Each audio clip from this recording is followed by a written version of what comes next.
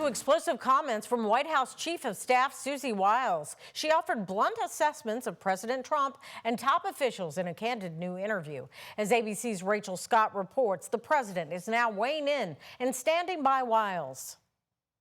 President Trump is standing by his White House Chief of Staff after a series of striking interviews with Vanity Fair. Susie Wiles providing a rare window into the West Wing, describing the president as having an alcoholic's personality, saying Trump, who does not drink, operates with a view that there's nothing he can't do. Nothing, zero, nothing. Then going on to label Vice President J.D. Vance a conspiracy theorist for a decade, describing his transformation from Trump critic to supporter as sort of political. Vance brushing it off. Sometimes I am a conspiracy theorist, but I only believe in the conspiracy theories that are true. And this morning, the president dismissing the comments too. In an interview with the New York Post saying, "I don't drink alcohol, so everybody knows that, but I've often said that if I did, I'd have a very good chance of being an alcoholic. I've said that many times about myself, I do. It's a very possessive personality."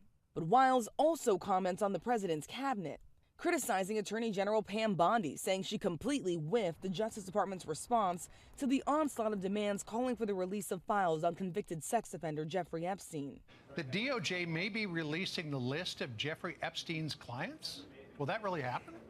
It's sitting on my desk right now to review. Wiles telling Vanity Fair she read the Epstein file and that Trump is in it, but she says not doing anything awful. Wiles said that Trump was on Epstein's plane. He's on the manifest, saying they were, sort of young single whatever. I know it's a passé word, but sort of young single playboys together. As the controversy surrounding Epstein swirled for months, President Trump has fought efforts to release the Epstein files and ordered the Justice Department to investigate Epstein's relationship with Democrats, including former President Bill Clinton. I never went to the island, and Bill Clinton went there supposedly 28 times. But Wiles says there is no evidence Clinton ever visited Epstein's private island, and that the president was wrong when he suggested the files include incriminating information on Clinton. The president has publicly pressured his own attorney general to prosecute his perceived political rivals, like former FBI Director James Comey and New York Attorney General Letitia James.